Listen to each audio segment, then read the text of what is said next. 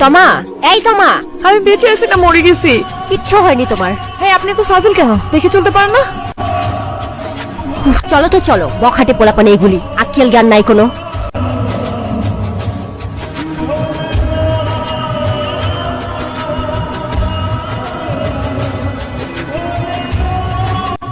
এই loan cigarette. Sorry কাকা, ঘুরের মধ্যে আছি তো, মাইন্ড করেন না।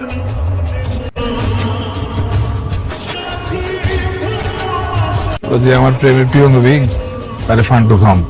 চল চল। তবা ও তবা, এ তবা হবে কি প্রিয় তবা? কি বললেন?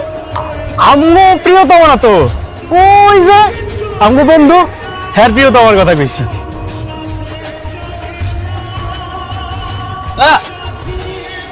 বকাটে বদমাশ পোলাপাই।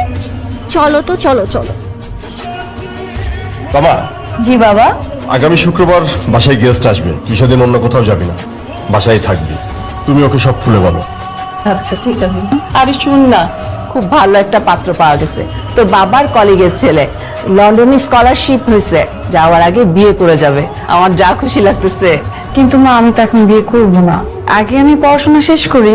সে কথা বলিস না তো, এত ভালো পাত্র তো হাতছাড়া করা যাবে না। এই যে আমার ছেলে বাংলাদেশে, আর কয়েকদিন পরে লন্ডন যাবে, তখন একেবারে ব্রিটিশ।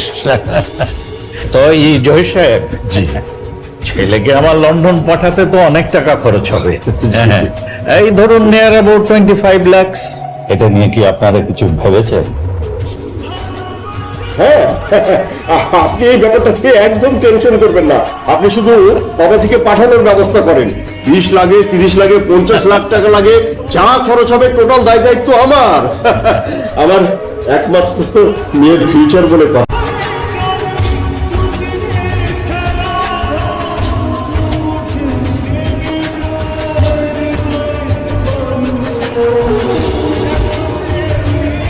তুমি আমাকে বিয়ে করতে পারবা?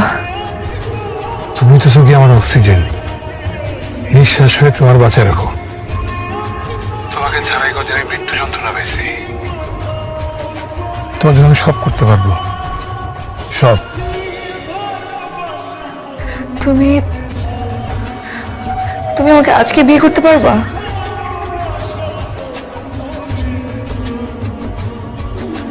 কবুল।